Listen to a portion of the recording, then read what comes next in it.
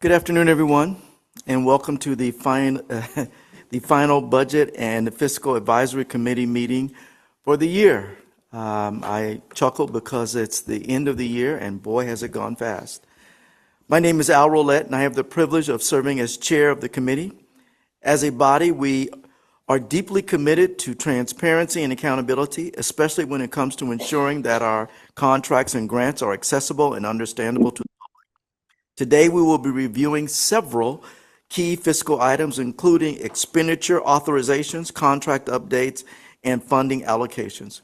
We are also excited to officially launch the first iteration of our Tableau dashboard. Everybody say that fast. Tableau dashboard, which will enhance how we visualize and share financial data.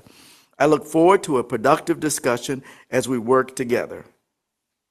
Before we take roll call, I will invite Vice Chair Contreras, who I see on the screen, to share opening remarks. Thanks, Chair Roulette. Sorry I couldn't be there in person. Looking forward to the meeting. Now we will take roll and establish a quorum. Please note that under the Bagley-Keene Open Rule Meetings Act, any commissioners who are participating remotely must keep their camera on at all times and will be asked during roll call to disclose if they have any other adults over the age of 18 in the room with them during the meeting and the nature of the relationship of these individuals. Sandra, if you could please call roll. Thank you. I'll ask the commissioners joining us online to unmute their lines now so that they're ready to move the process forward. Committee member, Commissioner Bunch. Marking absent. Commissioner Carnevale. Here. Commissioner Gordon. Here. Commissioner Designee Pomano. Here. And is there anyone over the age of 18 in the room with you? No. Thank you. Commissioner Wilkes. Present. Commissioner Contreras. Present, and I'm the only adult in the room. Thank you. Committee Chair Roulette. Present. Thank you. We have quorum.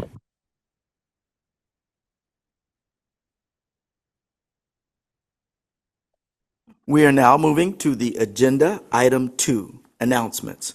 Before we begin, I want to remind everyone that we will be abiding by Bagley-Keene laws for these meetings as a part of our commitment to deeper public involvement and open governance. All advisory committee meetings include an enhanced public comment segment designed to promote genuine dialogue between the committee and the community. In line with our ongoing transparency efforts, we will continue to provide brief updates on recent contracts and amendments approved under the Executive Director's authority. These updates are shared during all committee announcements for informational purposes only. As a reminder, all contracts and amendments are negotiated between the Commission and the contractor and must be mutually agreed upon. This month, we have 6 contracts and amendments to report. First, an agreement in the amount of $50,580 with the California Military Department has been approved to conduct an independent security assessment for IT security as required by Government Code 11549.3. Next, an agreement in the amount of $48,677 with S&P Technology Solutions has been approved to acquire and deploy Cornerstone. Excuse me, Chair. Cody, could you bring the screen up for us? And we should be on slide 3. Thank you.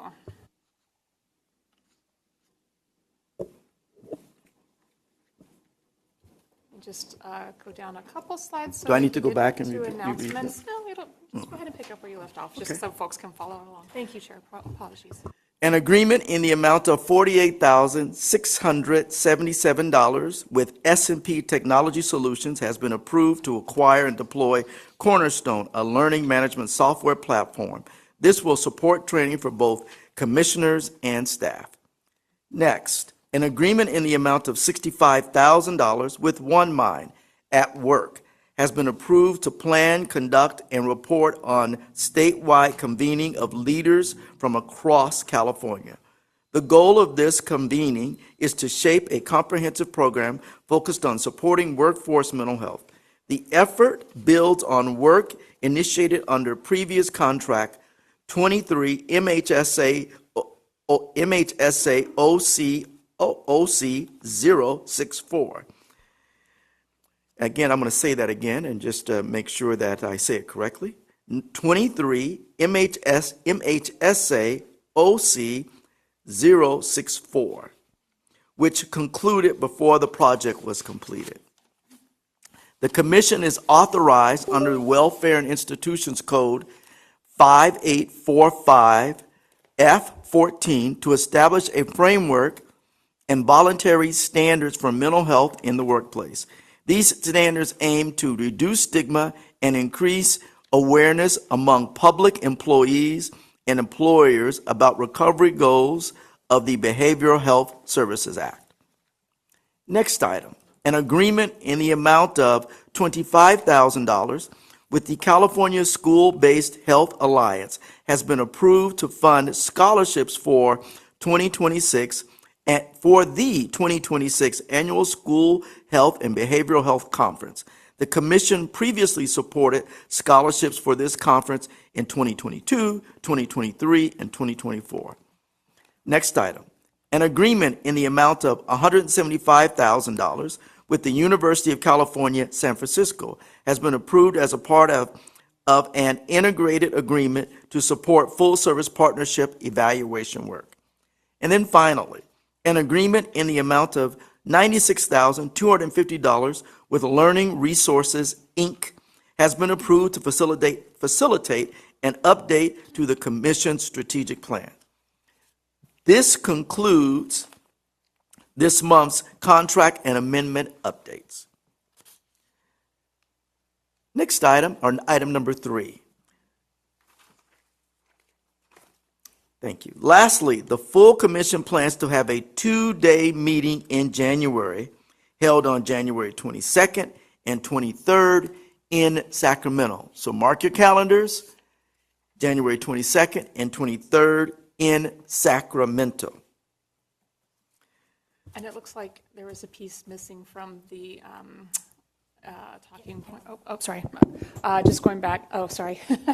One little piece that probably should have been in the talking points is just letting folks know that the grants and contracts expenditure list that we provide at every meeting has been updated for this meeting and is posted on our website. So, sorry, Chair. Thanks so much, Brenda.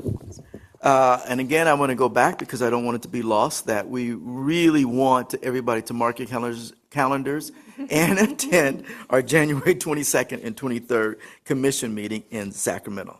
That concludes our announcements this afternoon, and I welcome everybody to today's meeting. It's now time for agenda item number 3, general public comment. This time is reserved for comments on items that are not on the agenda. Cody, please lead us into public comment. All right, it looks like we have one public comment online. Stacy, go ahead and unmute. Thank you. Thank you, Cody. Good afternoon, commissioners. It's really nice to see you. I wish I could be there in person. Stacy Hermoto with REMCO, the Racial and Ethnic Mental Health Disparities Coalition. This is just a suggestion for the future.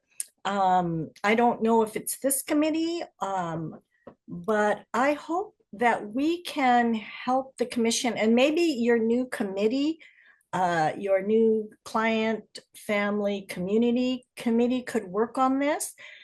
I feel that there should be some sorts of guidelines when with contractors, when even for these small contracts, because again, sometimes they do a lot in interacting with the community or getting representatives from the community. I think there should be standards to which the contractors adhere to. They should have, especially if they are nonprofit, they should have boards of directors. These boards of directors should have representation from racial, ethnic, and BIPOC community, LGBTQ communities on them. Their staff should likewise be reflective of the state population. Some basic things like this in order to help ensure that the contractors, especially if they're dealing with the public or with BIPOC and LGBTQ and other underserved communities, and including client and family communities, have training and experience and commitment. And again, leadership, board and staff from these committees. And again, I know you probably try to do this already, but I think if there was a little checklist at least, right, that might go far. So anyway, thank you. I don't know if it's for this committee or another committee or a combination, but that's just a suggestion. Thank you. Thank you. Cody? Okay, thank you. And that is our last public comment for now. Thank you. And I'll ask the executive director to make sure that those recommendations are duly noted. Thank you so much. Appreciate your comments. Okay, now the committee would like to move on to agenda item 4, and that's the approval of minutes from our August 21st and September 18th meeting. At this time, I would like to invite commissioners to offer and ask questions regarding those minutes. And if we can bring back the slides. Yes, and go to please. slide 7, please.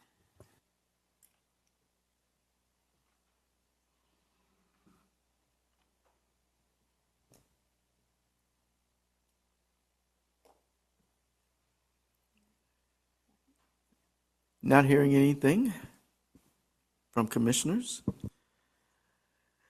I would please ask Cody if we can go to public comment. Thank you. I don't see any public comment right now, so we can move forward.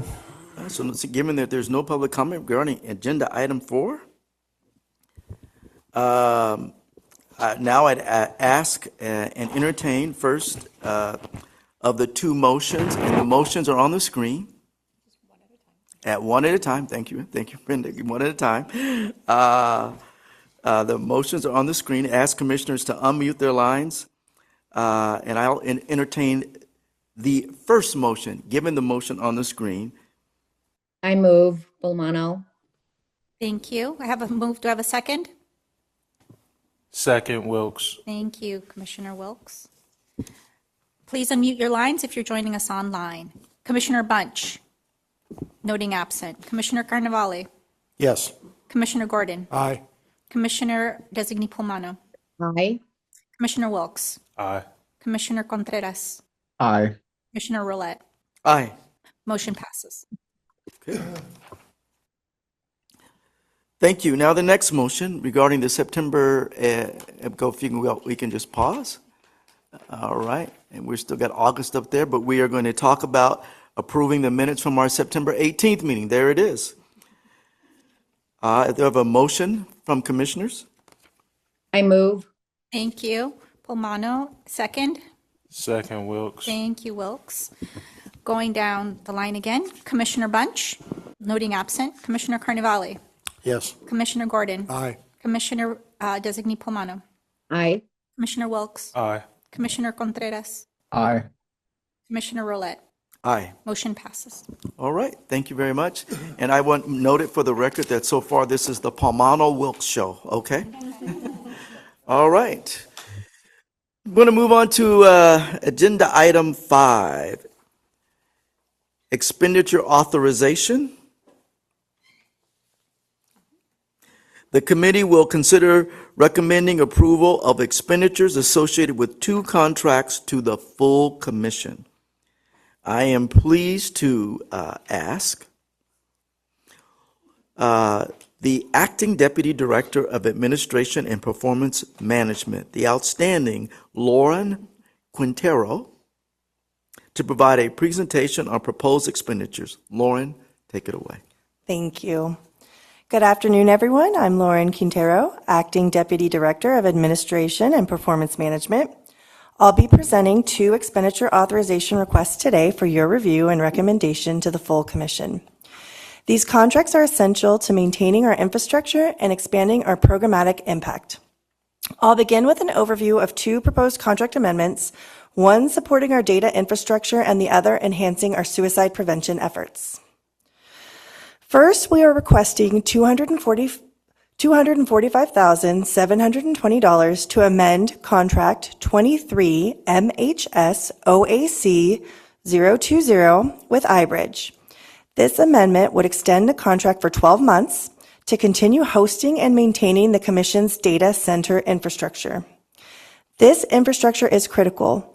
It supports all Commission data assets, including state partner data, our SaaS analytics environments, and Tableau dashboards. This contract was competitively bid in 2022, and iBridge was selected based on cost, qualifications, and added support. Their performance has been reliable and cost-effective. The current request reflects reduced storage costs and is already accounted for in the fiscal year 2025-26 budget that the Commission approved at its August 28, 2025 Commission meeting. iBridge services are foundational to our operations. They host and maintain data from grantees and state partners, including the Behavioral Health Student Services Act, triage, and full service partnership pilot programs, SaaS analytics environments and Tableau dashboards, and systems that must comply with CGIS security standards as required by our state partners. Without this contract, we risk losing access to essential data, including historical project information and state partner data sets. Our Transparency Suite dashboards would go offline, and we could face significant delays and costs to rebuild infrastructure and regain compliance. This contract is foundational. Like the building we're in today, it cannot lapse without major operational and financial consequences. The second request today is to amend Contract 24 MHS OAC 061 with the Center for Applied Research Solutions, or CARS, adding up to $1.5 million in funding. This will support the development of culturally responsive, trauma-informed online suicide prevention training modules for teachers, staff, parents, and students. These modules will help identify risk factors, recognize warning signs, and respond appropriately when a student is in crisis. CARS will also work with the state and local agencies to support dissemination and identify additional needs for capacity building. The Program and Advisory Committee reviewed and discussed the programmatic aspects of this proposal at its meeting yesterday, December 15th, 2025. Yesterday, commissioners raised questions about coordination with CDPH, which also contracts with CARS for suicide prevention, and staff did clarify that they do coordinate regularly with CDPH and DHCS monthly. This initiative is school-specific and complements broader suicide prevention efforts. So yesterday at PAC, they did unanimously vote to recommend it for commission approval at the January commission meeting. BFA is being asked today to approve the fiscal aspects of this contract, specifically to confirm that funds are available and that this contract represents an appropriate use of those funds. We currently have $5.1 million in BHSSA admin funds that remain unallocated and must be encumbered by June 30th, 2026. This is an allowable use of BHSSA administrative funds and aligns with commission priorities. So now that I've gone over the 2 contracts, I will read each motion before you today prior to your discussion. First, the motion for iBridge contract amendment. The Budget and Fiscal Advisory Committee recommends that the full commission approve the 23 MHS OAC 020 iBridge contract amendment in the amount of $245,720. And next, the motion for the CARS contract amendment. The Budget and Fiscal Advisory Committee recommends that the full commission approve 24 MHS OAC 061 Center for Applied Research Solutions contract amendment in the amount of $1,500,000. Now that you have heard both motions, I welcome any questions or comments. Thank you very much, Lauren. And I'd like to now see if there are, I'd like to invite commissioners to ask questions and to raise any comments or to ask for clarification on any portions of the proposal. Questions from commissioners? I have a question, and I'm sorry, I cannot find my raise your hand. This is Polmano online. I'm just I'm just looking at the full picture here. The 50,000 interagency agreement with the California Military Department, where they will assess the security. It looks like, is that for security of data? And here's the connection with this 245,000 with iBridge. Is the California Military Department, when they are doing this assessment, does this include the data that is within this data center infrastructure that iBridge supports? Does that make sense? It does make sense, and I can confirm that that is separate. So the military department mandatory audit is not looking at anything to do with the data that iBridge is hosting. Got it. Okay. Thank you.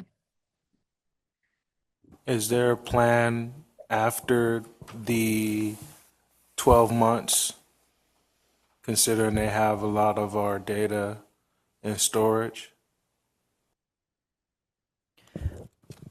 So the way that it's going now would be, it would be the kind of contract that we would be coming back again to renew. So we pay for it on a 12-month cycle. But as we sort of highlighted on the risk slides, it's kind of hard once we have a vendor and they house the data. It takes a lot of time to restart with a different vendor because they have to redo the data use agreements and rebuild the system for some of our specifications. Okay. So unfortunately, it's a hard one to do. We had a different vendor previously.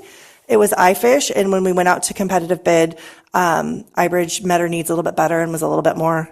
It was more in line with what we were needing, and it was more cost effective. But there wasn't a lot of different ones that did do bids at that time. I think we had somewhere between 3 to 5 bids. I have it written down somewhere. We had three vendors that we bid back then. Thank you. Who owns the system, Lauren? Who owns the iBridge system? The system that they create for the commission. Oh, I see. Who owns the infrastructure? Yeah. Is that what it's called? Yes. I am looking. It's for data storage, right? So they own the servers. Right. So they own the But servers they and they're store storing the they had data. to have certain things in place to store the data confidentially. And the data comes from different state partners. So we're essentially renting, right? Yeah, we're leasing the servers. Got it. Okay. And when you talk about reduced storage costs, what does that mean? Is it because they have most of the data now in the previous years in their system? There was a startup cost associated with when we went over to their servers. And so now it's settled into a lower annual cost because the startup costs we've started and now we're going. Yeah, no, that's helpful. I don't have any more questions on that one. Is it, I don't know if you want to wait, but I just have a quick question on the CARS contract. Do you want me to get in on that one? Is that okay? Please, Commissioner Palmano, I also have a question on the Oh, car. okay. I'll pause. Go ahead. Go first. Please go ahead. Oh, yeah. So when they said it supports the development of culturally responsive, that trauma-informed online training modules, I think I got thrown off by the word development. Do we have this system now? Or do we have these training modules now? Hold on.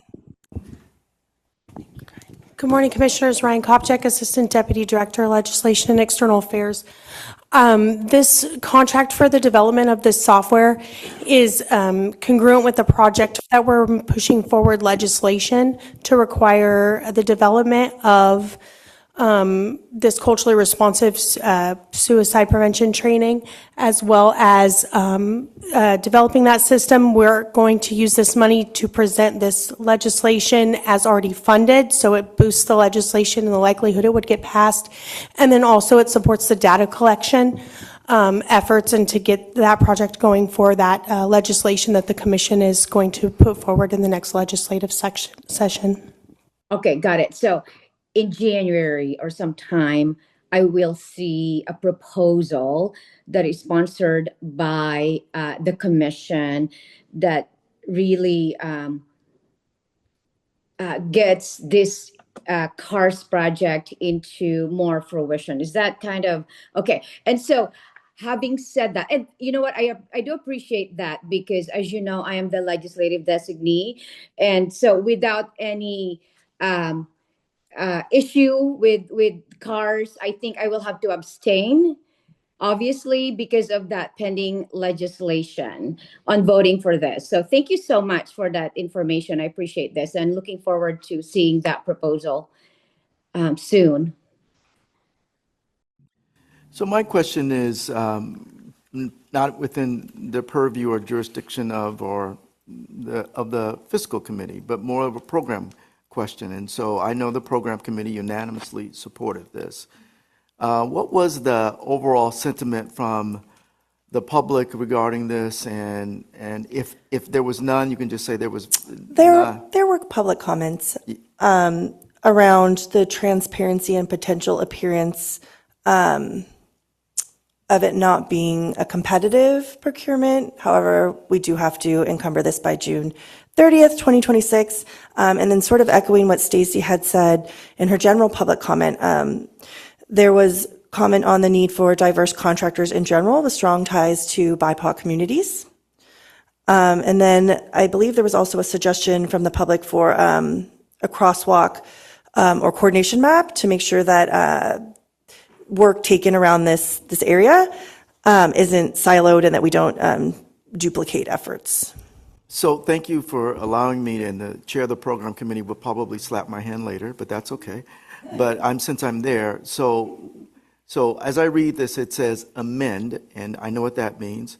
And then you said contract with organizations representing specific communities. That implies that there are no specific contracts in place at this time related to what you're asking for here.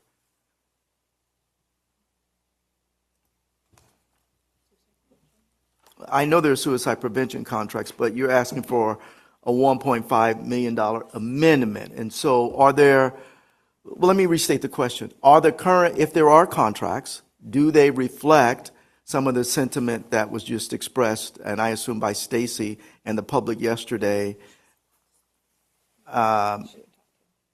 So again, if you could, I got a little distracted. If either one of you can address that question. I'm going to let Ryan take this one. Okay, Ryan. Thanks, Sal. And I should have come to the program committee. I'll start coming from now on. No, Okay? or the legislative committee.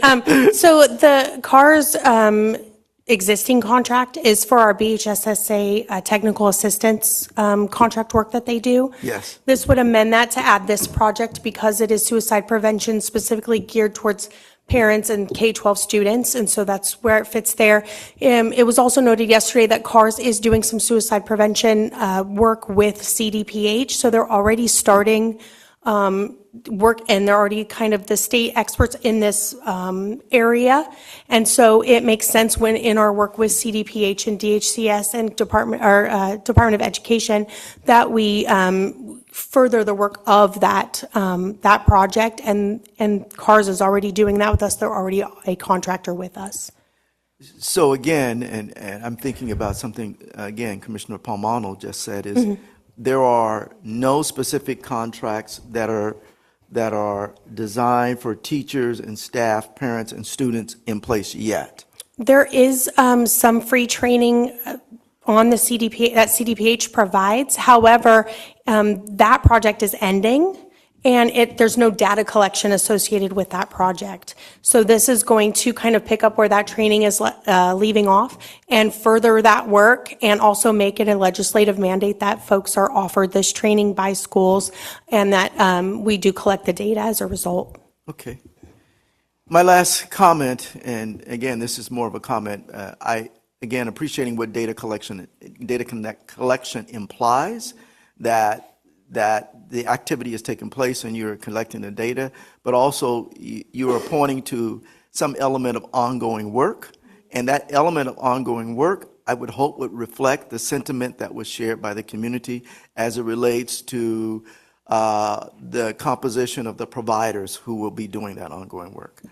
Absolutely, and the screeners that are used are developed by researchers provided in multiple languages, and there are different versions for folks in the BIPOC community. And then the CAR staff it's a large staff with many different consultants that provide work on that project. So we're going to ensure that it reflects the same cultures as California. Certainly, our executive director would like to add something. Melissa is online and I think can also add a little bit more information to help with the conversation. Melissa, do you want Yeah. Can you hear me? Yep. Thank you. Okay. Thank you for being able to chime in. So I think it's already been stated, but just to clarify that our current CARS contract is to deliver technical assistance to our BHSSA grantees.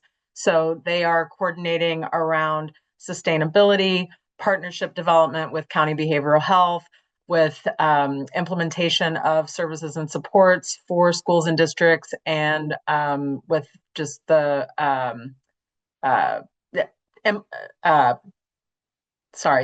the data collection and metrics as well. So they have the relationships with the grantees who will be working on implementing this suicide prevention training for schools. And so we felt that rather than adding another technical assistance provider to the mix, that we would be better off staying with our current TA partner, who we've been really thrilled with in terms of the collaboration with the commission and staff, as well as their partnership and trust that they've built with grantees. Again, I appreciate the clarification. It does, again, with part of what I'm experiencing, commissioners, is the cuts that's happening on the federal side as it relates to all things suicide prevention. And with every dollar spent that the commission has some input into, I want to make sure that we even ask the question about, is continuing an existing relationship in the best interest of the people of the state of California? And so I know I'm all into the program advisory committee side of things, and that's not what the primary call is of the fiscal committee, but I think about that. And then secondly, I certainly think about, and Ryan, thank you for very clearly explaining what the new contracting opportunities might be as it pertains to this work. And so that also is very helpful, and the same sentiment exists about that as well. So with that, I'll pause and see if there are any other questions that commissioners have.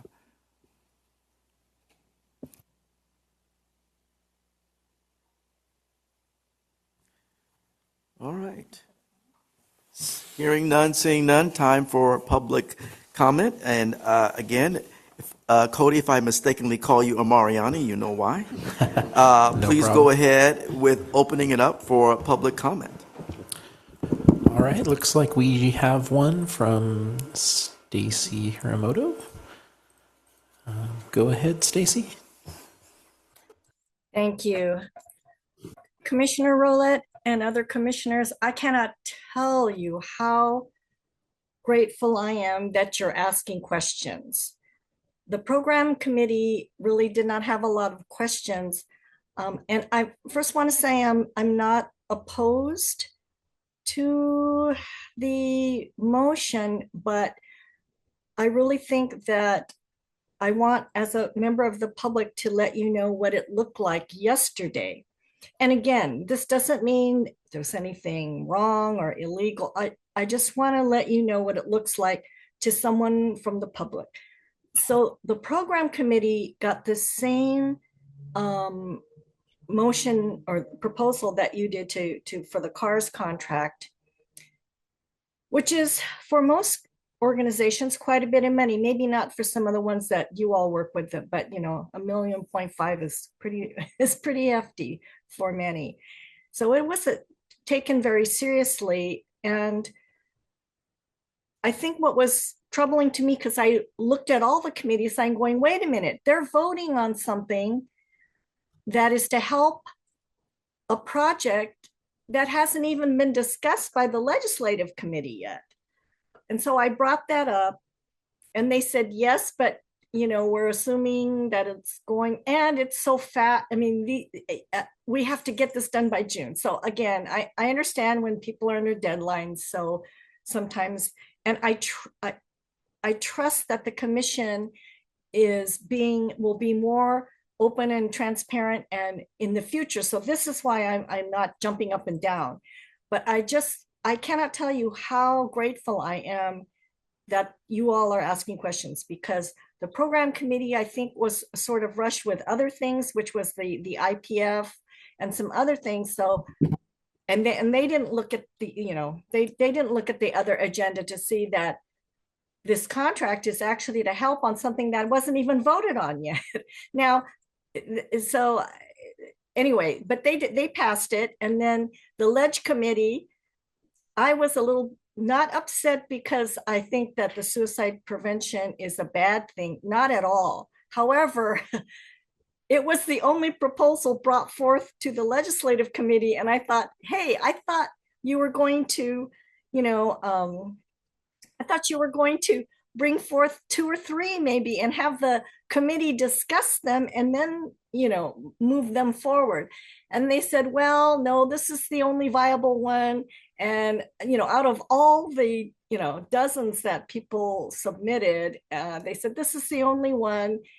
And then now you're voting on it, but since 2 committees have already discussed this, I don't want to hold it up, but I want to tell you that you all asked the best questions. So maybe Commissioner Rowlett, at first I was a little taken aback when she said, this is the best committee, but I know maybe you are the best committee because you're asking the questions. Again, there may be nothing wrong here, but I just want to tell you, it's the appearance and the fact that you're asking these questions. And again, when they bring things up, I think it's again, because I've just been an old lady around so long. It also, it's good to put these out when you can, because you say, oh, well, we are consulting with the Department of Public Health on suicide prevention. Well, that's Ashley Mills, who used to work there at the commission. And they said, oh yeah, well, CARS, they have a good reputation or they do good work. Well, who's working there? Angela Brand, who also used to work there. So again, that doesn't mean there's anything wrong, but it just looks again like the insider game. Do you know what I mean? So I just want to thank you for at least asking the questions, and I'm really confident in the commission and the staff, but thank you.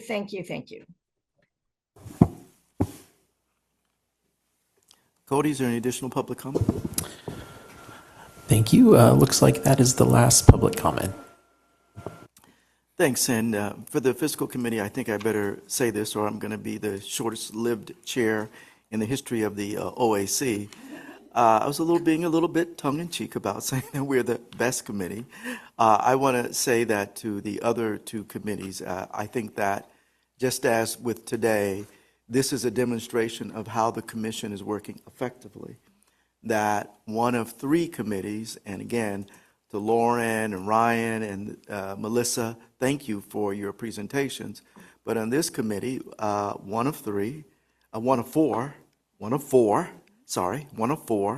that there were questions raised. And I do believe that because of our committee structure, our commitment to the public and our commitment to the people of California, and what is best in the way of transparency for this commission, you'll continue to see that.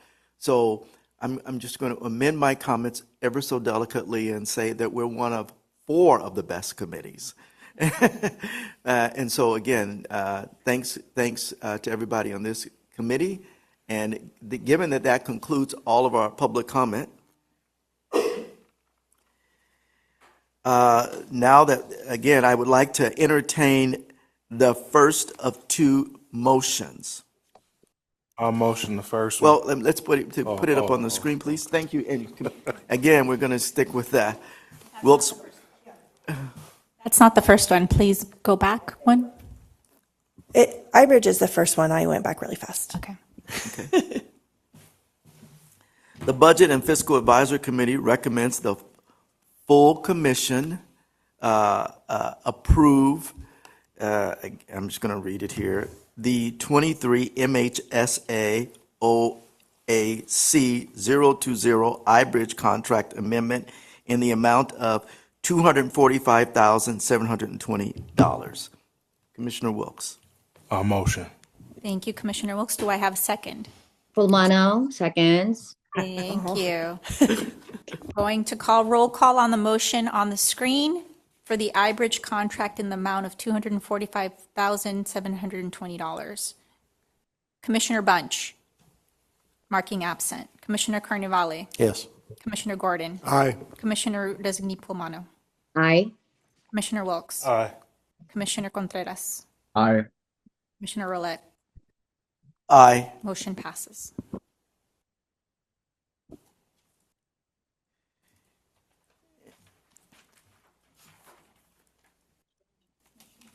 And now I just want to, again, just to clarify, we're going to now move to the second motion. Motion's on the screen. Do I have someone to move? I'll move. Thank you, Commissioner Wilkes. Do I have a second? Second. Who was that? I'm sorry. Steve Carnevale. Thank you, Commissioner Carnevale.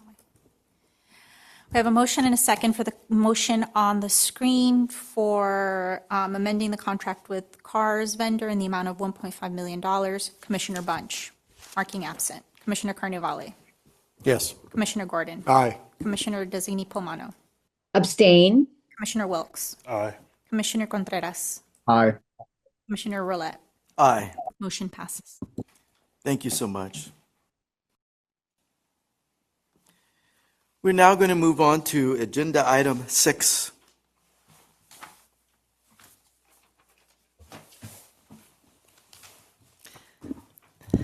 And as with everything on our agenda, I'm very excited, but I'm certainly very excited about this. Those of you who attended our last Budget and Fiscal Advisory meeting on September 18th, you recall that we previewed a demonstration of a dashboard at the time. Today, I am delighted to announce that the Commission and the Commission team and the leadership at the Commission has completed the first iteration of the dashboard. That deserves a big round of applause. Lauren, please present the Tableau dashboard. Thank you. So I would like to share that same exciting update that we have launched the first iteration of our Tableau dashboard, showcasing the contracts and grants for our current initiatives. So this dashboard is now live on our website and provides a financial overview of our active projects and initiatives. It's the result of collaboration across multiple commission teams, and we're continuing to enhance its functionality and data transparency. One of the potential improvements we are exploring is the integration of expenditure data, similar to what's shown on the grants and contracts expenditure list on the same page that I'm going to show you, directly above the dashboard. So we want to hopefully get to a point where we can show you the burn rate of the contracts and grants as well. So now I want to show you a live look at the dashboard that's currently on the commission website. Great. Right now, we have it at the bottom of the commission's About page. However, it will soon be moved to its own dedicated page alongside the other contracts and grants static handouts that are displayed there. At first glance, the dashboard may look similar to what we demonstrated back in September, but we've made several improvements. We've added new information, refreshed the numbers, and introduced features for those of you who enjoy diving deeper into the data like I do. For example, if you want to see the individual contracts that make up the $48,830,000 allocation for the 2019-20 Behavioral Health Student Services Act initiative, you would simply click the corresponding bar. There we go. There we go. And then it will show you the table view with each individual contract and its amount. If you hover over the dollar amount, you'll see additional details in the tooltip, including newly added information about the contract term, which is the start and end date of a contract. If you'd like to stay in the table view and explore other initiatives in more detail, you can use the drop-down menu to select a different category. For instance, I'll click here, and voila. Yep, you now see individual advocacy contracts that are currently active. To return to the main dashboard, you're just going to click the arrow button here, and that is it in a nutshell. So I'm happy to take any questions or suggestions, and as a reminder to everyone, if you ever have feedback or would like a copy of a specific contract, please reach out to us at either our main email address, which is bhsoac@bhsoac.ca.gov, or budget@bhsoac.ca.gov. Thank you, Lauren. At this time, I will invite commissioners to offer comments or ask questions.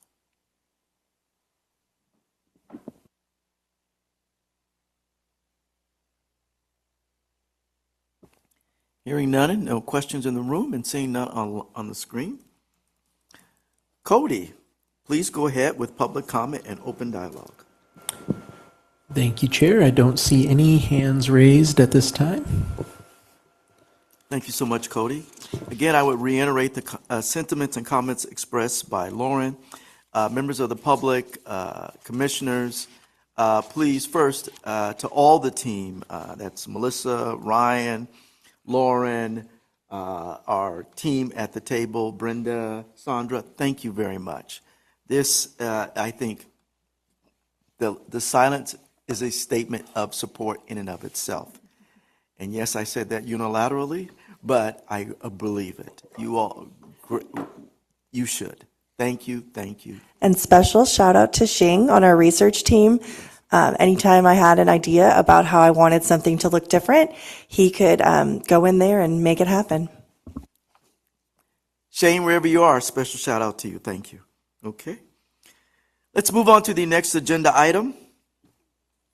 For agenda item 7, the committee will provide a recap of the commission's current funding allocations as of fiscal year 25-26. This information has been presented at previous BFA meetings and is being provided again to help the commissioners and the public to continue to become familiar with these allocations. At this time, I'd like to transition right back to Lauren. Still me. To provide a brief recap. Thank you, Lauren. Thank you. Okay. Great.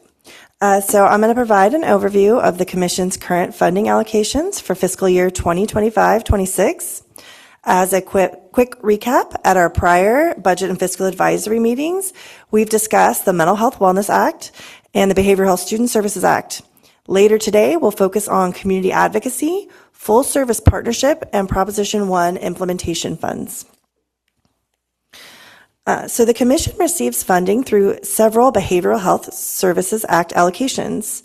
For fiscal year 2025-26, our operational costs include personnel in the amount of $8.56 million, operations and equipment in the amount of $3.83 million, And the program allocations include Mental Health Wellness Act in the amount of $20 million, Behavioral Health Student Services Act in the amount of $7.6 million, Community Advocacy in the amount of $6.7 million, Full Service Partnership Funding in the amount of $400,000, and Proposition 1 Implementation Funding in the amount of $100,000.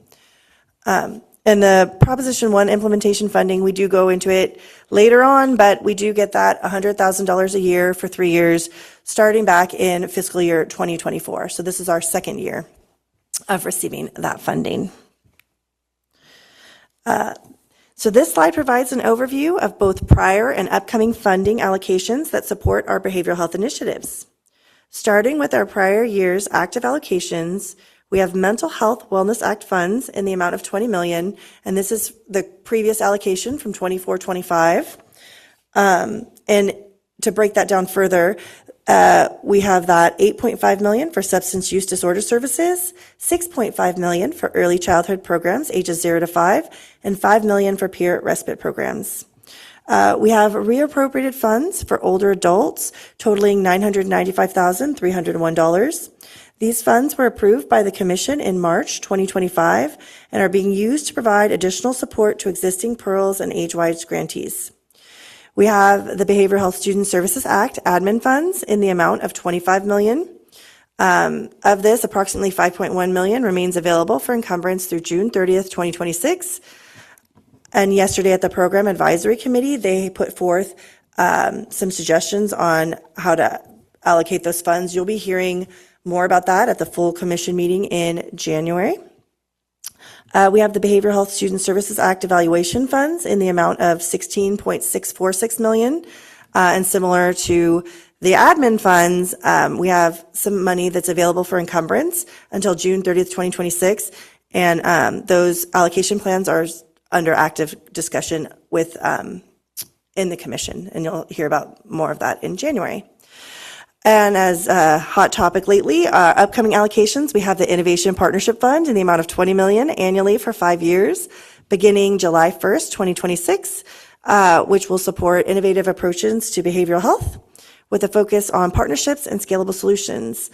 And then just overall, I want to emphasize that we are aware in the current fiscal climate, the volatility of some of the funds, and we're trying to be mindful in all of the program committees and at the full commission to have thoughtful plans for the remaining funds, and we're confident that we will have them put to good use before the end of the fiscal year.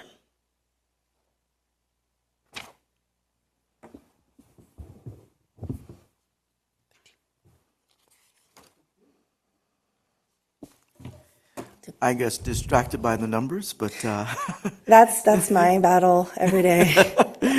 I started thinking about those. And but with that, I'll pause on my thoughts and invite commissioners to offer comments or ask questions.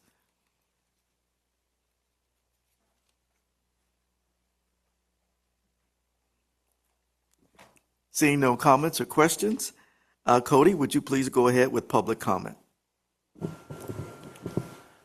Thank you very much. Not seeing any hands at this time. All right. Thank you so much, Lauren. Given that, we'll move to agenda item 8 and the final presentation of the day. Agenda item 8, the committee will provide background and legislative history of commission's existing advocacy agreements, full service partnerships, and Proposition 1 implementation funding. At this time, I'd like to welcome Ryan Kopchak, Assistant Deputy Director of Legislative and Internal Affairs, and Lauren, who you've heard several times today, to the podium. Ryan, please forgive my mispronunciation initially of your beautiful last name, and thank you for being here. Thank you, Lauren. Please, your presentation. Thank you so much. I'm dealing with a bit of laryngitis, so hopefully everyone can hear me. I'll try to project so that we can. Also, that name is, quite challenging, so it caused me pause at my wedding. but it's worked out so far, 25 years, so we'll be okay. We'll be okay. All right, so today we wanted to provide an overview of our advocacy agreements, right? So you pick your battles, right? It's too good to be true. Pick your battles. Pick your battles. There were other upsides. So we're going to talk about advocacy, which is something that is really near and dear to my heart, actually. It's the stuff that makes us feel good. It's the stuff where we get to really dig in here at the commission and really serve some underserved and marginalized populations. It's one of our favorite things, and so I'm really proud of it. We're going to review kind of the fiscal side of that today, give you guys an overview of what those contracts are, the amounts involved, and a little bit of a timeline on that. So, all right. We've talked about these goals a bit in previous meetings, but I always like to remind folks that we've established some community advocacy goals that we use across our population. So while our work in each of our 9 populations is nuanced and specific to the needs of those communities, we really operate with these goals in mind when we are approaching these contracts. And our overarching goal is that we want to ensure that the priority populations have authentic community-led representation in all of our contracts and all of our systems. And we do that through sustainable leadership and ownership. In the community, we want to support those populations to identify priorities, build strategies, and engage directly with decision makers. And in our training and education aspects, we want to build knowledge not only of the behavioral health system, but it gives confidence to those who don't understand the systems and how they relate to their populations. We want to give them skills to network and abilities to organize, educate peers, and participate in local and state decision making. Finally, outreach and engagement. We want to engage and build trust with the widest possible reach of vulnerable individuals and expand participation, foster connection, and reach new voices. And I think, just kind of, that's all a very fancy way of saying leveling the playing field and making sure that we're giving equitable care to every citizen of California, regardless of how they identify, who they identify, what their circumstances are, what their challenges are. Everyone deserves equitable care. And then a history of community advocacy here at CBH. We did, inherit some of these contracts from the Department of Mental Health, and that's where the commission first got involved in advocacy. So we approach these as transparent and collaborative processes. We really try to identify the nuanced needs, the priorities for all of these populations. We promote community advocate engagement with the goal of informing local and state level policies. We hear this phrase a lot, but nothing for us without us, right? We want to make sure that everybody informed, it feels represented by folks that they identify with. And then we want to focus on providing support and advocacy, training and education, outreach and engagement. So the cool thing about our advocacy contracts here at CBH is that we really have a lot of freedom to develop programs that are really going to work with folks. But the only thing that's actually required in statute is that our work involves advocacy, training and education, and outreach and engagement. So those are the only real 3 parameters that we're given within these populations. Just a little bit of a timeline. So in 2012, we got, the commission assumed responsibility for community advocacy agreements. Those came over from the Department of Mental Health. There were a few original populations, which include clients and consumers, families, parents, and caregivers. In 2015, the legislature provided additional funding in the amount of $1 million annually and included advocacy for veterans, transition-aged youth, and diverse racial and ethnic communities.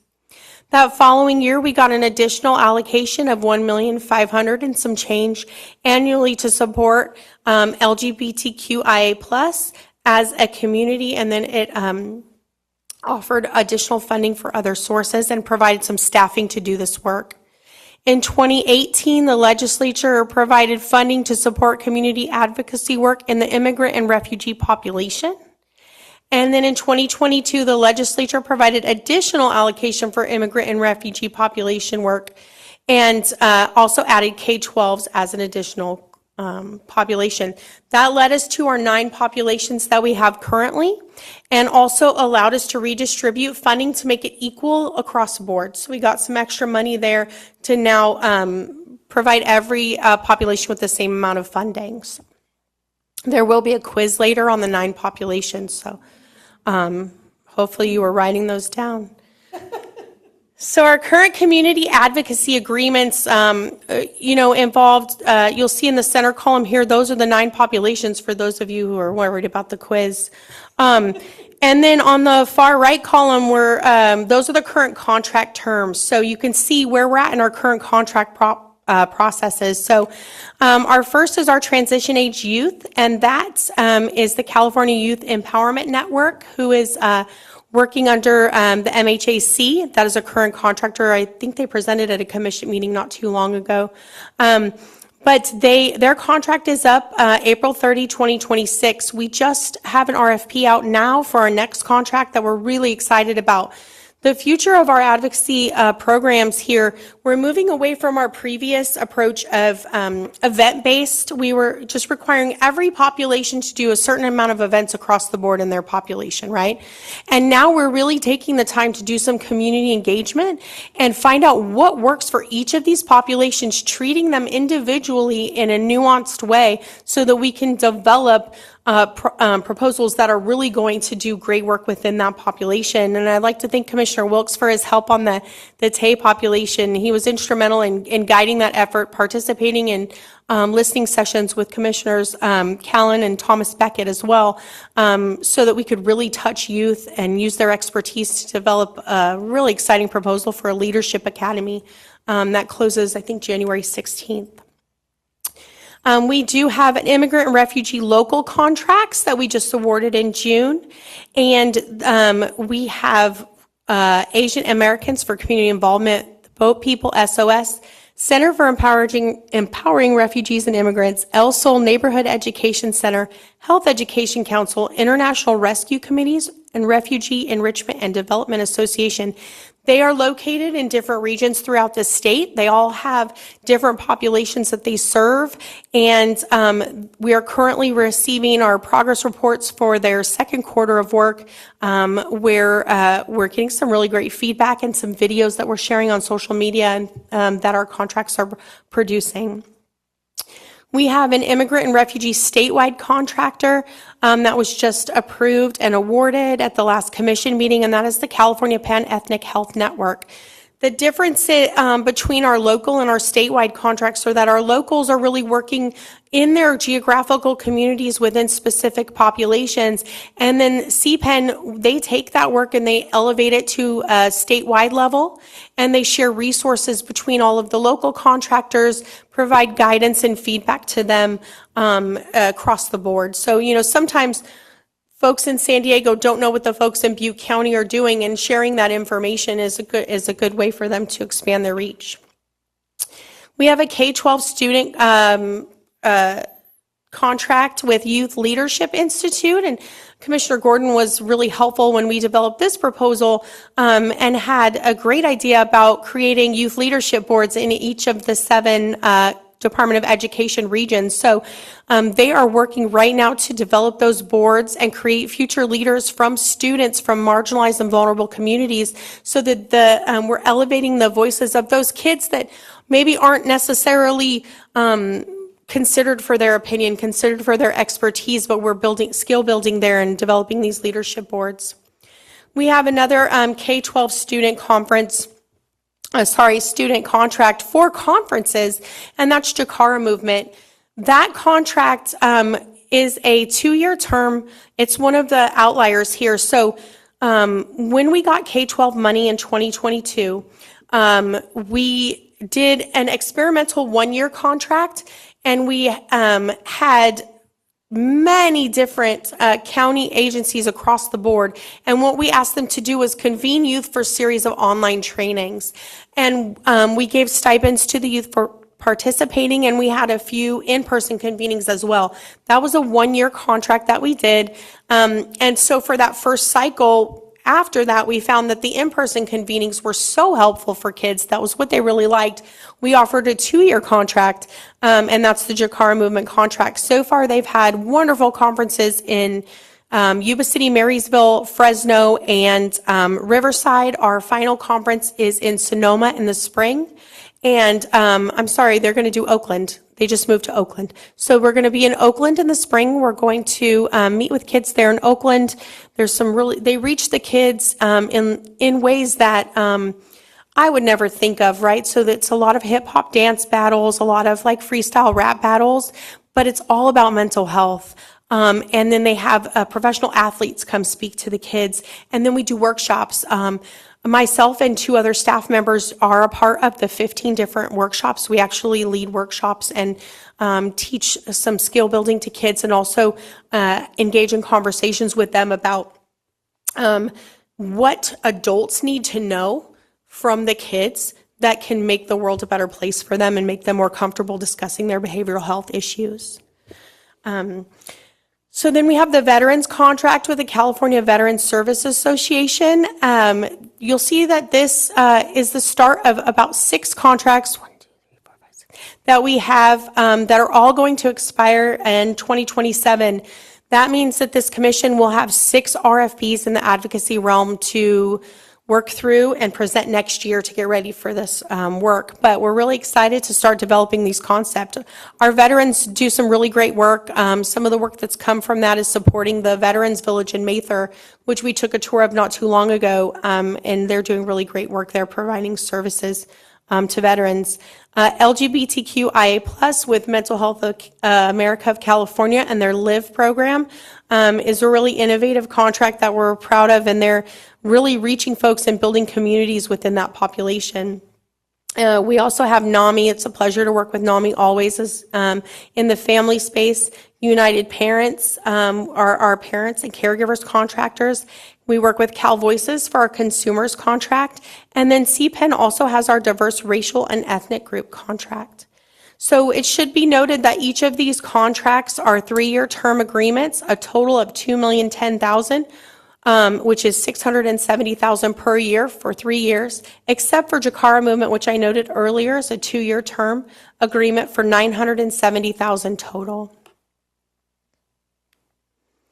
We work with the Behavioral Health Services Act to include the priority populations in all of these agreements. You may have heard yesterday during our Legislative External Affairs Committee meeting, but we did amend all of our contracts to include requirements that they work within priority populations within the subpopulations that they serve. So those are defined here.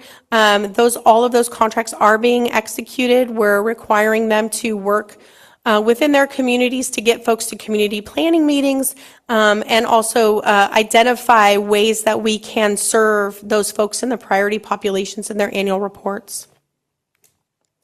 So next steps, we just awarded our immigrant refugee statewide RFP at the last commission meeting. In winter 2025 right now, we have our transitional age youth RFP out. And as I already spoke a little bit about, we have 6 RFPs coming in 2026. So we'll be reaching out to, and have already met with some commissioners who hold seats that are congruent with these populations. But this is all work that you're going to be considering and opining on in 2026. And with that, I will turn it over to Lauren. Thank you. Thank you, Ryan. Now I will take over and go over a few more of the Commission's allocations. So first, I want to go over the full service partnership funding. To start with some background, Senate Bill 465 passed in 2021, and it mandates the evaluation of full service partnership outcomes. Full service partnerships, FSP for short, means the collaborative relationship between a county and the consumer, and when appropriate, the consumer's family, to provide the full spectrum of a county's community services and supports. FSPs represent comprehensive and intensive mental health programs for adults with severe and persistent mental illness. FSPs utilize a whatever-it-takes field-based approach using innovative interventions to help adults reach their recovery goals. These programs are designed for adults living with severe and persistent mental illness, and they offer comprehensive, intensive services using a whatever it takes approach. Sorry about that. The Commission is responsible for reporting on the effectiveness and outcomes of these programs. So in January 2022, the Commission submitted a budget change proposal to implement the requirements of SB 465.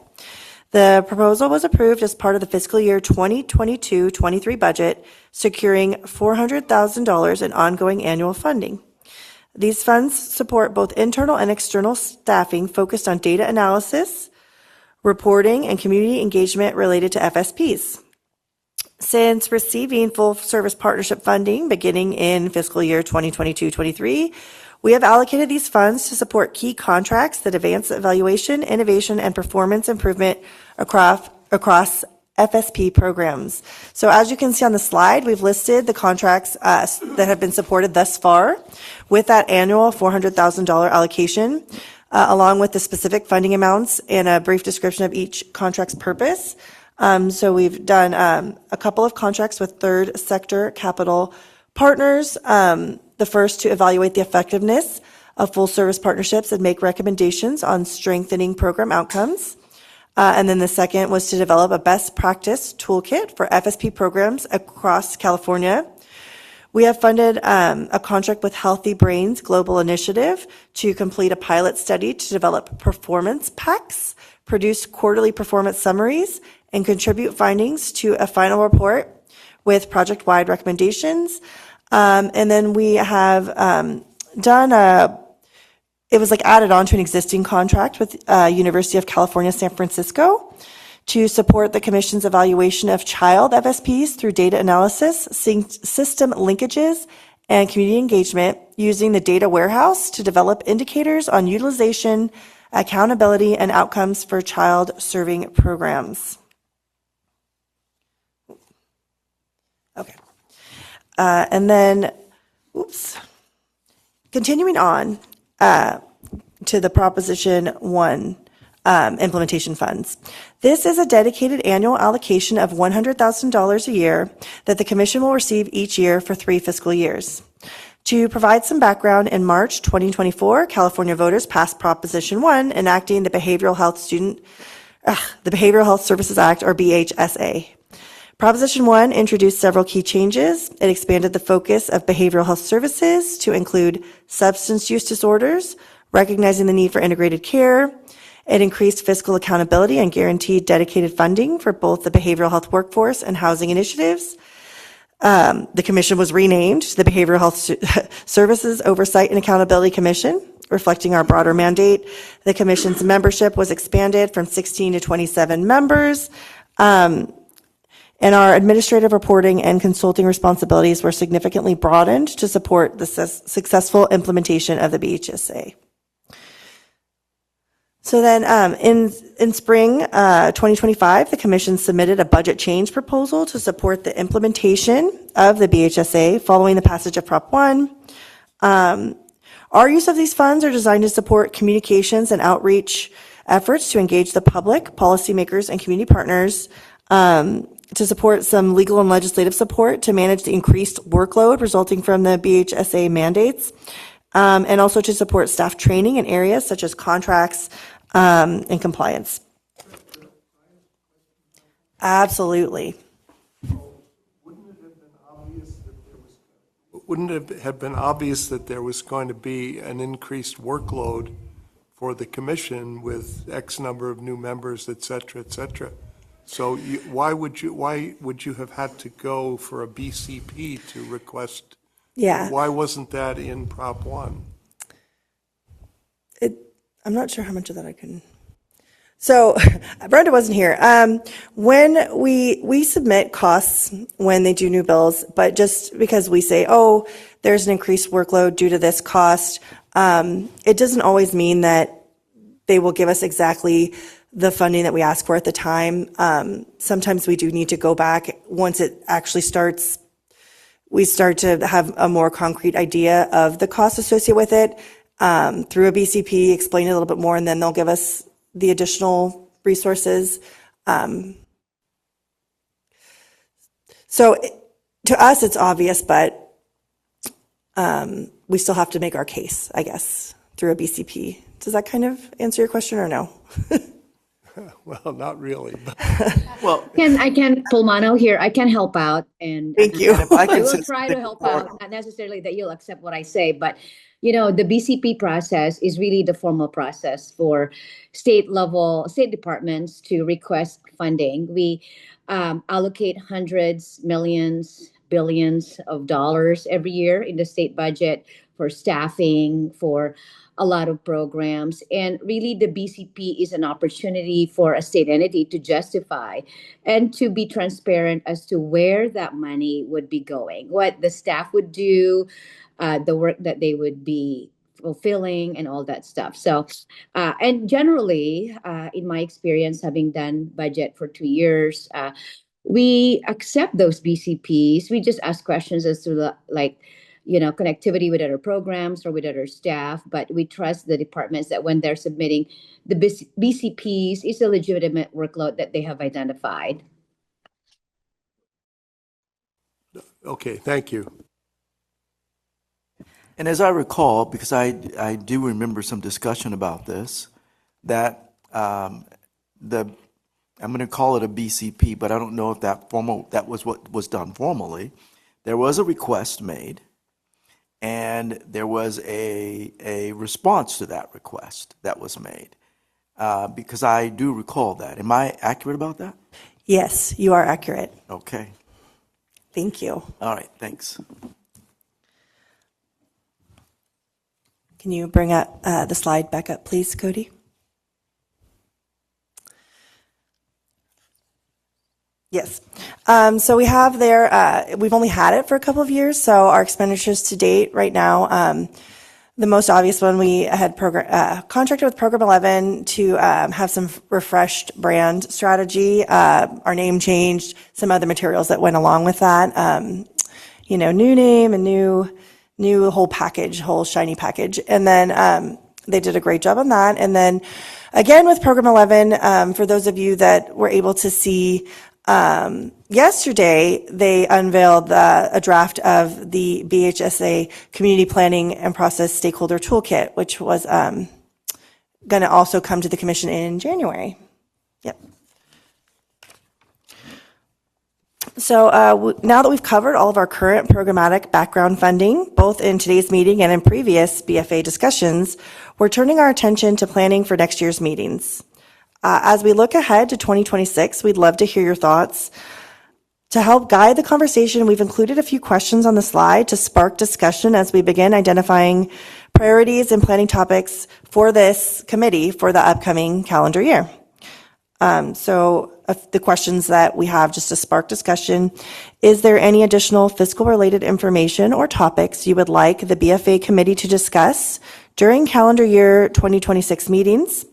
What benchmarks or performance indicators should we monitor to evaluate whether budget allocations are achieving their intended outcomes? Are there specific funding areas or programs you would like the committee to review more closely this upcoming year? Are there any emerging priorities we should proactively address in upcoming meetings? Or do you have any other or additional input? And thank you for your time and engagement. And now we welcome your questions and feedback. So I'll go to Commissioners Online first, if we could. I'll go to Commissioners Online. If there are any additional questions, and I'll start with Vice Chair or comments that you'd like to make. And for all Commissioners Online, if there's none, you can just say no comments and your reactions to the presentation. I certainly have some reactions to the presentation I'd like to share at the end, but let's start with Vice Chair. Thanks so much, Chair Roulette. Yeah, thank you so much for the presentation. This was really helpful, and especially to make the full circle across all the different funding buckets is really helpful to now have arrived at the end. I was wondering, and this I think goes for all of the funding allocations, but we could use the advocacy bucket as an example, and it sort of ties in to one of the questions you asked of the commission, Lauren. But I'm wondering if commissioners or the public wanted to sort of understand the outcomes that are happening from the advocacy contracts. How could one do that? Like, is there a way to go back and sort of tie back to some outcomes and what the original contract was for at the moment? And again, I want to just interject before you answer. I don't note that your questions really talk about next steps and things that you will be considering. I don't want you to feel on the spot that you have to provide comprehensive answers to every question, because we'd be here a long, long time. Because that's a great question, but certainly brevity and then talking about the follow-up and then making sure that it's on the calendar for 2026. And yes, I'm trying to be helpful as you engage in the question. And it may not be unnecessary help, but I want to try to be helpful. Thank you. Thank you for your question. We do collect annual reports from all of our contractors. We do an annual report, and then we have a final contract report, a final report. We publish those. We put them on our website. We share in social media. I would direct you there, or I will have staff actually email you some samples, but that encompasses all of the work that they do over the course of the contract, where the money went, and then how we can further the work. I add to that too, Ryan. That's a great answer. Also just thinking, in terms of what do we do in the BFA, the Budget and Fiscal Advisory Committee meeting versus what we put on the main commission meeting, because usually in the full commission meeting, I think is where we try to talk about outcomes and stuff. So with advocacy, like Ryan said, we have the reports and we've been having the actually advocacy spotlight moments so that folks are coming to talk about what they're doing. And then we could think about what we can do annual updates in terms of the work that's being done across our different contracts, or how we can report that out over time, so that all commissioners have updates on kind of what's happening with our projects. And then I was thinking too, we also have evaluations that are underway too. So like with BHSSA, we've got like West End, so we'll have those things that will also go to the full commission as well. And so hopefully having that information in that space will help inform this information in this space too. So that just adds a little bit on to what Ryan was saying. Wonderful. Thanks. That's really helpful. And yeah, I just want to say it out loud again and I as a commissioner, I think we all have responsibility in this, but over the next year want to work on working with staff to understand what are all these moving pieces and how can we be tying them better together. So when we're talking about these contract or expenditure buckets and thinking about sort of like those performance indicators, like how are we tracking them, right? How are we responsible for going and getting that information? So thanks, appreciate that. And again, I'm just going to go round robin if this is okay with the committee. I'm going to make sure everybody it's an opportunity to engage. So Commissioner Palmano, to you. Thank you, sir. I do agree with Vice Chair Contreras on his questions as well, and the issues that he's raised. And of course, how this trickles down to next steps, as our commissioner also had indicated. As you could see, these community advocacy grants is a priority for the legislature. We've funded them even prior to my time with the Speaker's office, and we continue to want to fund them. Now the question becomes, are these CBOs serving the needs of the population that we have identified and we continue to identify that are served, right? So essentially what I am trying to say is the evaluation, the data collection on whom these organizations are serving and their best practices, are there evidence-based practices that they are doing that are helpful. We ought to know that. And I think that our community advocates also are willing to actually put forth and talk about those. So I just wanted to continue on the comments that Commissioner Contreras have indicated, and that we continue to look at these types of grants that the legislature continuously approve, especially for the priority population. And as you know, under the new BHSA, we also have identified new priority allocations. I had a question. So that's on the first one. I'm just going to go through. I had a question on the FSP. I do not know the difference between what the third sector capital partners, the effectiveness of the FSP evaluation and this new UC contract that we are doing. So I feel like maybe the third sector capital partners has a versus the UC contract. Do they have different audiences? I think is what I want to ask. So that's the second. And then I don't have any more comments. Melissa Martin Mollard is going to chime in on that particular FSP question. Yes. Thank you, Commissioner Polmano. So the third sector and Healthy Brains contracts were meant to support the last legislative report that we submitted just earlier this year. It was adopted by the commission, I believe, in April of this year. The work that we've just announced in the committees for the $175,000 for the UCSF work is to support our FSP evaluation report for next year's 2026 report to the legislature, which will be focused on child and TAE FSPs. So we're really making an effort to really shine a light on the child FSPs because our last two legislative reports have really been focused on the adult side. Appreciate that. Thank you. Any other comments, commissioners online? Commissioners in the room, Commissioner Wilkes? A lot of great information, a lot of great work that's happening. For a focus area is the young people.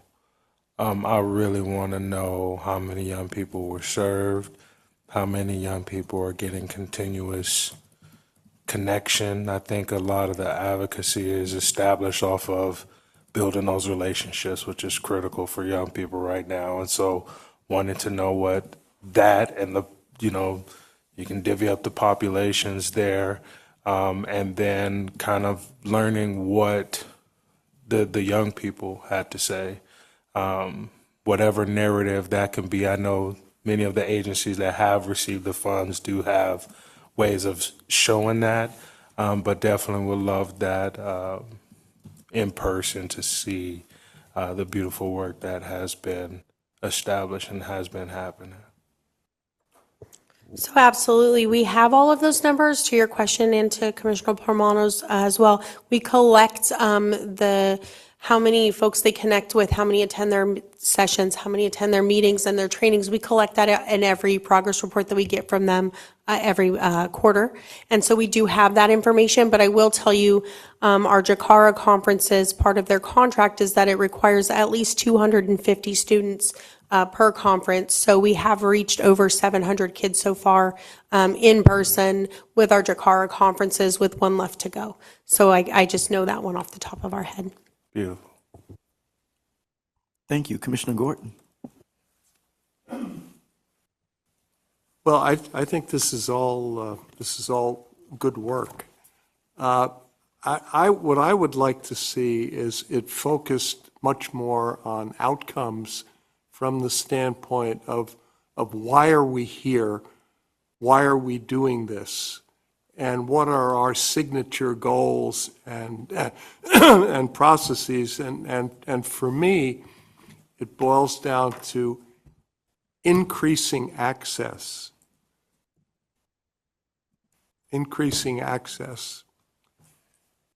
prevention rather than treatment wherever we can achieve that, and then workforce development, contributing to, so for example, when we have youths around us, whether it's short-term or long-term, we ought to be promoting the careers in services for mental health. Do you want to be a clinician? What would you? And we've found locally there's a huge interest in the kids, but you have to do certain things with them. You have to give them some in-depth exposure to what these careers look like. So we do we do a 10 session and you get a stipend. You get $1,000 after you finish. My daughter's friend is doing that. Yes, exactly. My daughter signed up, but she That's didn't get picked. one of She wanted that one of money. one of our programs. But if the outcome could be that even 20% of the kids we have get interested in that, there's a pipeline then for them into the future, and that's an outcome. And these can be signature programs and projects where we can point to actual results of all of the advocacy and the trainings and all of that. But I think there have to be some signature things that we can call. Why are we here? Tangible Why are we Absolutely. doing? And for me, the prevention angle is huge, because if we're giving access, can we be giving access at age 3, 4, 5, Right. or we now start school in the 4th grade in 4-year-olds. So anyway, that's I love to hear you say that. That's my 2 cents. Commissioner Gordon, you're speaking my language. So I just want to tell you specifically in our TAY RFP, part of that is requiring them to give a connection to pathways for wellness coaches, for peer certifications, for SUD counselors, those that we can in the TAY get them going in those career paths, because not everybody does want to be a clinician. Not everybody wants to get a master's degree, but they can have a very great career and be Medi-Cal billing in some of those other pathways. And so we're requiring that in that Leadership Academy. And we also built into this advocacy agreement, or the contract, a very robust evaluation. And so we will have those actual tangible outcomes like we've not had before. And I'll be able to tell you how many of these kids got certified through our Leadership Academy. So I'm really excited to be able to give you that answer after the first cohort. Excellent. And then I know that the fiscal implications of all the work that we do, because again, I'm reminded that while, again, we are talking about, as you so eloquently stated, outcomes associated with all our programs, but Commissioner Carnevale will remind us of the fiscal implications. No, why do you say that that way? Because we need you. We need you to always remind us the fiscal. I think you're tired of me. But No, that's okay. no. For the record, that is impossible. The fiscal implications of the work we do and how effectively we utilize the allocations that we receive from the public, i.e. the legislature, is so important. And you do that very well, Steve. Thank you. Thank you, Mr. Chair. I think we are at an interesting moment, an important moment, and I think I echo all the comments that previous commissioners have made. We've had a history since I've been on this body of commissioners who feel like what we do is individually good, but collectively we have a hard time understanding what it means, and I think that we lack frameworks and data structures and metrics and outcomes, and yes, I'll say it, ROIs that can actually lead to better decision-making and better performance in a lot of different ways. So I wasn't sure if I could be here, so I went to the trouble of writing something, which I'll bore you with for a minute, but I'll send it so you can include it in minutes. And it's my opinion about this, and starting with the role of the Budget Committee itself, that the role of the Budget Committee extends well, in my opinion, extends well beyond overseeing and auditing internal expenditures. Its primary purpose, I think, is to develop a structured framework that enables the Commission to make sound, timely, and well-informed financial decisions, and that the budget is just one of several tools that the Commission uses to guide and advise the governor and the legislature. Externally, the committee also could play a critical role in elevating and helping to guide the work previously housed within the Data and Research Committee, which probably nobody remembers. I was the last chair of it, I think. But by providing consistent decision-making framework and budget committee reinforces the Commission's responsibility as an oversight body of the state's entire mental health system. The Budget Committee itself is not a decision-making body, but rather creates the conditions for effectiveness in decision-making and establishes clarity, rigor, efficiency, so the Commission board, which holds the final authority, can act with confidence and speed. And finally, regarding the committee itself, for that reason, I think the committee's work must be more fully integrated and closely coordinated with the program committee, and for that matter, all the other committees, to ensure alignment between financial strategy, program priorities, and system-wide accounts or outcomes. And you know, I know this is a work in progress, so we're trying to figure that out. But that integration, I think, is kind of a missing piece that we're kind of learning our way through. So what does this mean in practice? Again, from my viewpoint, the committee's role goes beyond tracking expenditures or compliance. And in addition to the visibility, the transparency, and the audit functions, the committee supports the commission in making better decisions about the limited resources that are allocated. I mean, that's the whole point of this, is we have to make choices. We can't do everything. And if the committee's focuses were limited to spending and compliance alone, the oversight would primarily examine how the state counties deploy public funds.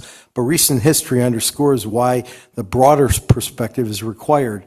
Not long ago, you may recall, counties were not fully expending innovation funds, which is really was a major driver of Prop 1, and enforcing the revisions or minimum mandatory spending for full-service partnership programs, for example, was very inconsistent. So, you know, as a commission, we must think more comprehensively about fiscal oversight of the entire system. This includes understanding the cost shifting occurring, particularly, for example, with individuals that have serious mental illnesses who are unable to access care through commercial insurance and are subsequently encouraged to disenroll and enroll in Medi-Cal, which I think is a major flaw in our system. And just another great example why we're not thinking systemically here. So from a strategic financial oversight, the committee's responsibility is to help establish a structure, a consistent framework for evaluating program priorities and grant investments so that the funding decisions align with the commission's strategic plan and respond to the actual needs of the state mental health system. A key question for exploration is whether the commission funding is supplemental or effectively replacing funding decisions made by the governor and legislature. Are the commission resources to be used to fill gaps where other entities have declined to invest, or are we elevating what they want to do? I think this is an important thing to understand that sometimes we lack clarity about. And the commission funds, I believe, should be acting as catalytic and incentive-based investments, which go to the outcomes questions, not as ongoing supplemental funding. And the goal is not simply to spend more, but to invest more strategically and achieve better outcomes. So, and I'm coming to the conclusion here, the decision context and accountability of this, rather than evaluating proposals in isolation, it would be ideal for the Budget Committee to ensure all the decisions are made within a broader strategic context, including what outcomes we are trying to achieve, which investments most effectively move the system forward, and how do funding decisions reinforce statewide priorities and long-term impacts, such as, are we spending enough on prevention and early intervention where ROIs are high in lieu of so much money that gets spent, servicing critical elements, but maybe trying to get other organizations to do that more. The committee does not make funding decisions, but instead it provides the analytics, the structure, the clarity necessary for the commission board to make these informed, timely choices. So as part of our responsibility, it would be valuable to understand which commission investments are supported by external evaluations and which are not.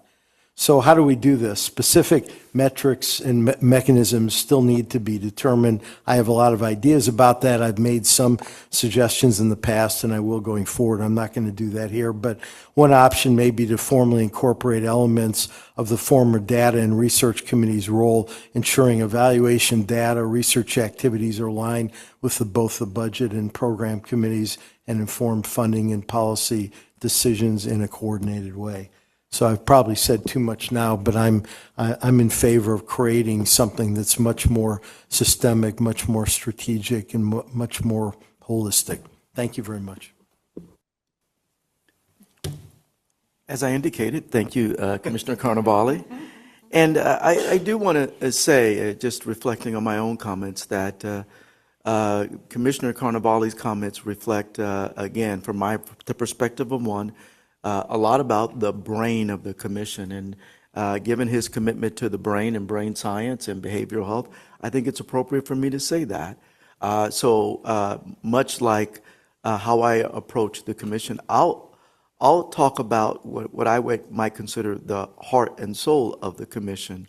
And in that, I want to compliment the staff who did the presentation, Melissa online, Ryan and Lauren, for how comprehensive this is.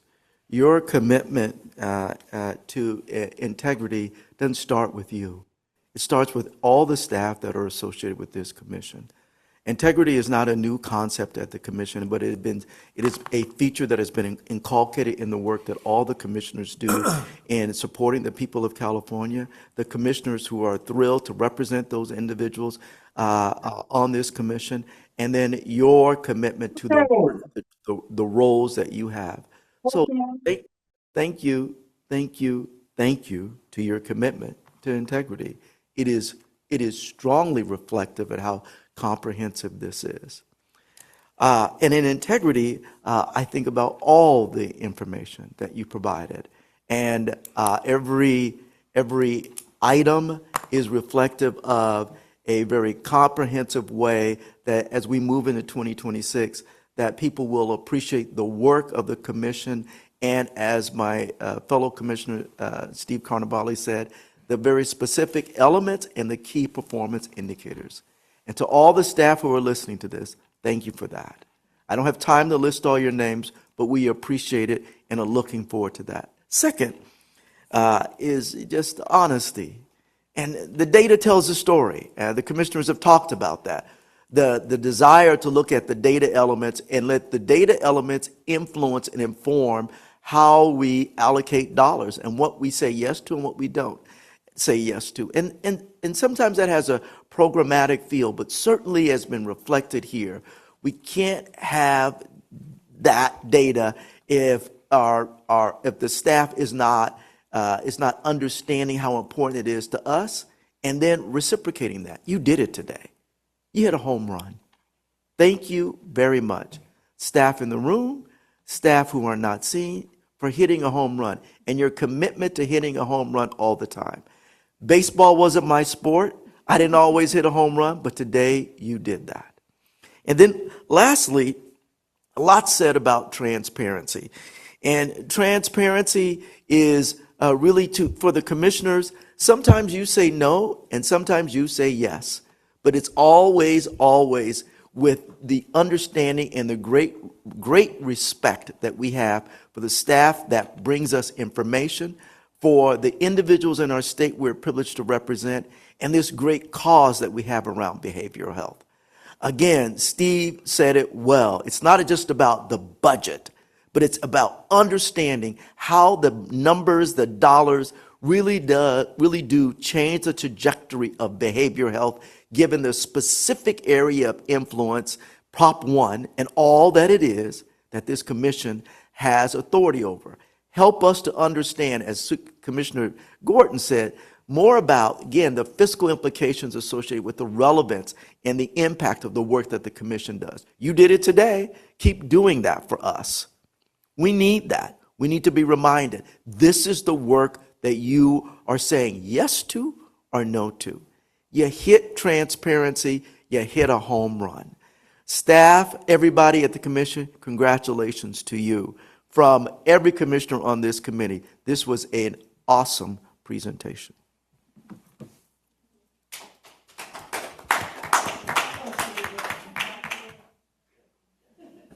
Now, Cody, and I haven't said Armani, we're going to open it up for public comment.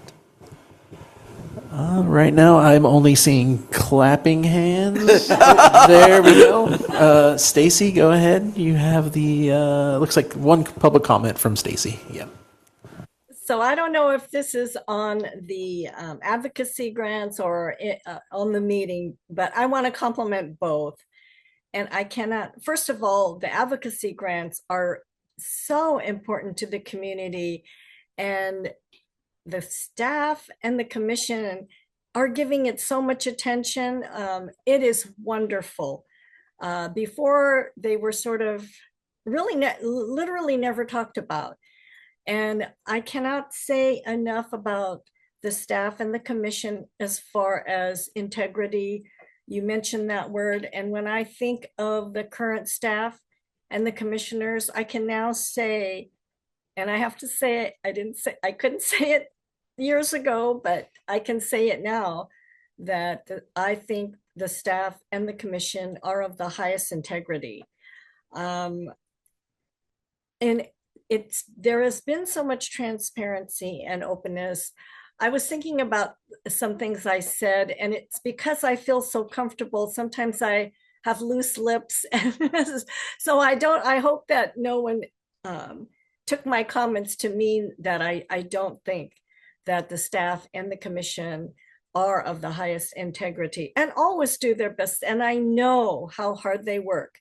I could send an email late and I get a response, immediately. And it's only been about less than a year since Brenda has come on. And I have to tell you, it's very difficult sometimes even for me to change. I do have full trust in the efforts of the commission and the staff, definitely. And again, I have to say, a year ago, before the big changes, I couldn't say that. And maybe I shouldn't even say that, but I now that, again, sometimes I realize, and Rusty, my old boss, used to say this to me, you can't say, you just can't say everything that you're thinking. It's not like this, you can't throw up this word salad. So I will try to rein myself in, but with this new practice of sort of having more of a dialogue, I must realize that this is public. And anyway, all that to say, congratulations on this meeting and moving forward. And since we're not having a commission meeting until next year, I really wish the commission, staff, and commissioners a happy new year. And I really look forward to working with you in the future.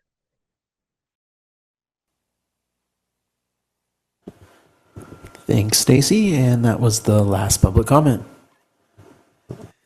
Again, thank you, everyone, members of the public, commissioners, for being here today, and a heartfelt thank you again to the staff. Happy New Year to everyone, and for those of us who celebrate Christmas, Merry Christmas, and Happy Hanukkah, and any other wonderful holiday, as a staff member reminded me today, that makes you smile and be a better human being. We expect to convene again February 19th of the new year. That's February 19th, 2026. Please monitor our website and sign up for our email updates to stay informed about upcoming meetings and opportunities to get involved. With that, we now adjourn the last meeting of 2025. Thank you all for, again, being here on time, your insights and commitment. We look forward to continuing to discuss the Commission's initiatives here on time and in 2026, working together on this important effort that is Prop 1. Have a wonderful day, happy, safe holidays, and a happy, safe new year. Take care, everyone.